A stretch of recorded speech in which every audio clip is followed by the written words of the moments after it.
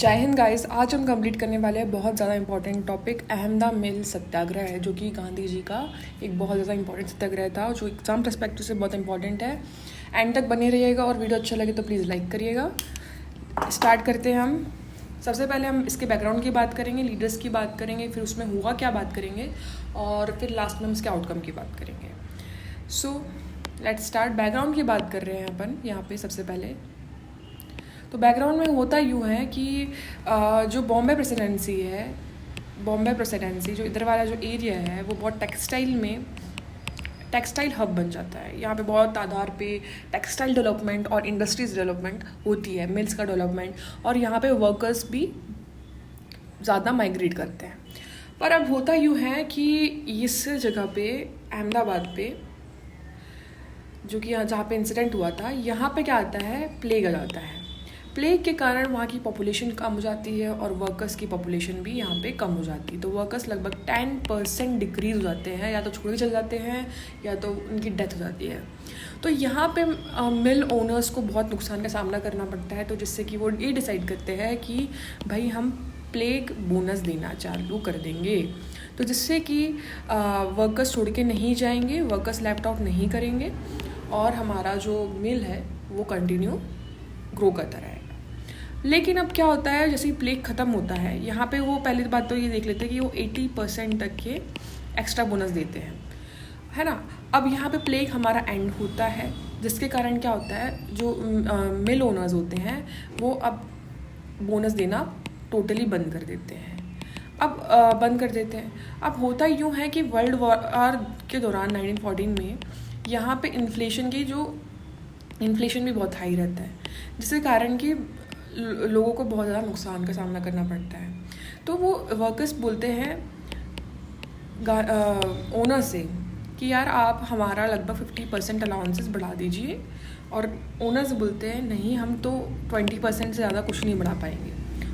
कि ऐसे ही चीज़ें बिगड़ने लग जाती है। तो जो ओनर्स क्या करते हैं, अपना इंडस्ट्रीज मिल्स को चलाने के लिए वो बॉम्बे से रिक्रूट करना चाहते हैं। बॉम्बे से लोगों को रिक्रूट करते थे, क्योंकि कम में अच्छा काम कर देते थे, तो उनका फ़ायदा ही हो रहा था। लेकिन अब यहाँ के जो लोकल लोग होते हैं और जो वर्कर्स होते हैं, उनको नुकसान चुकाना पड़ता है। तो वहाँ पे एक मेन लीडर सामने आती है, अनसुईया बैन। ये बात गांधी जी तक के पहुँचाती है। अनसुईया बैन गांधी जी तक ये बात पहुँचाती है। तो गांधी जी क्या करते हैं, इनके बारे में स्टडी करते हैं और पहले तो एक ट्रिब्यूनल बनाते हैं। ट्रिब्यूनल में कौन कौन लोग होते हैं, 3 मेंबर होते हैं ओनर्स के और 3 मेंबर होते हैं वर्कर्स के।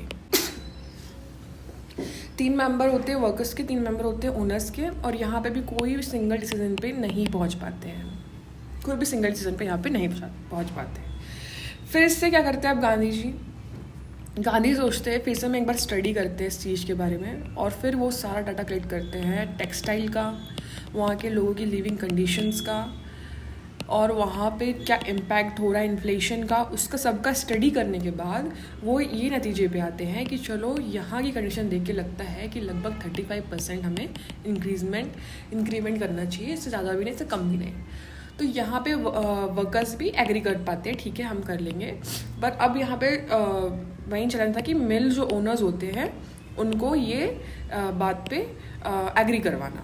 पर अब क्या होता है, ये मिल ओनर्स को बताते हैं, लेकिन यहाँ पे मिल ओनर्स मानते नहीं है। तो गांधी जी सोचते हैं कि अब स्ट्राइक करना ज़रूरी है यहाँ पे। तो स्ट्राइक पे वो ये कहते हैं कि हमें अब यहाँ पे स्ट्राइक करनी है लगभग जब तक ये मानेंगे नहीं।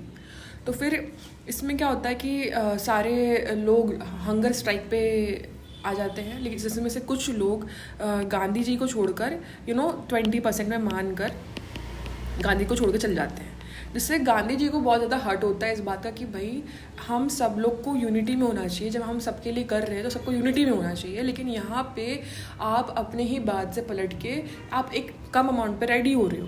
तो इस वजह से गांधी जी के अंदर एक और ज़्यादा इमोशन जागते हैं, और उसके कारण वो क्या करते हैं, वो हंगर स्ट्राइक पे एकदम 3 दिन तक लगातार वो बैठ जाते हैं, जिसके कारण कि इससे अदर वर्कर्स को मोटिवेशन मिलता है, और जो छोड़ के चले जाते हैं उनको भी रियलाइज़ होता है कि नहीं, हमें यूनिटी में रहना चाहिए। तो वो जो छोड़े हुए वर्कर्स होते हैं वो भी खुद आ जाते हैं और गांधी जी के साथ खड़े हो जाते हैं, जिससे कि ये स्ट्राइक के बाद 3 डेज़ की स्ट्राइक के बाद मिल ओनर्स को मानना ही पड़ता है कि 35% वो इंक्रीमेंट कर दे। और यहाँ पे गांधी जी की जो स्ट्राइक है वो सक्सेसफुल हो जाती है और ये गांधी जी की बहुत बड़ी जीत कहलाती है। तो ये जो अहमदा मिल स्ट्राइक है वो गांधी जी के एक बहुत ज़्यादा इम्पॉर्टेंट सत्याग्रह में इंक्लूड होता है और ये उस समय बहुत ज़्यादा भारत में ये फेमस होती है ये स्ट्राइक, और गांधी जी का खूब नाम होता है इस चीज़ से। आगे देखते हैं, हम इसका फैक्ट कवर करेंगे और उसको समराइज करेंगे। वही बात कर रहे हैं कि टेक्सटाइल हब बना था अहमदाबाद और वर्कर्स क्या डिमांड कर रहे थे 50% का, लेकिन ओनर्स क्या बोल रहे थे 20% ही हम इंक्रीज़ कर पाएंगे। तो यहाँ पे क्या होता है आगे देखते हैं। फिर leaders like Mahatma Gandhi, Anusuiya ban, Ambalal Sarabhai, Vallabh भाई पटेल क्या करते हैं, वर्कर्स को सपोर्ट करते हैं। ठीक है, अब गांधी जी का यहाँ पे रोल ये होता है कि गांधी जी चाहते हैं कि ये जो स्ट्राइक हो, ये जो सत्याग्रह हो, ये कैसा हो, नॉन वायलेंट हो और अच्छा एक नेगोशिएबल चीज़ हो। यहाँ पे एक अच्छे तरह से हम चीज़ें करें, तो इससे मास पब्लिक में सपोर्ट मिलता है और ये एक नेशनल इशू बन जाता है जिसके कारण कि ये पूरे अपने इंडिया में फेमस हो जाती है ये चीज़ें। इसका आउटकम निकलता है स्ट्राइक करने के बाद, 3 दिन हंगर स्ट्राइक करने के बाद जो हमारे मिल ओनर्स होते हैं वो मान जाते हैं 35% वेजेस पे, और गांधी जी के लिए एक मेजर सक्सेस साबित होती है। तो गाइज़ हमने यहाँ पे पूरा कंप्लीट कर लिया है अहमदा मिल स्ट्राइक। इसके और फैक्ट पढ़ लेते हैं। 1918 में आया था ये। लोकेशन कहाँ थी? अहमदाबाद, गुजरात में।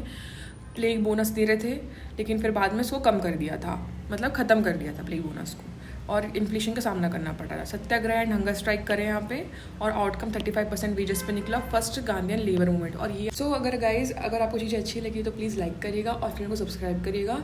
So that's it for today. Thank you.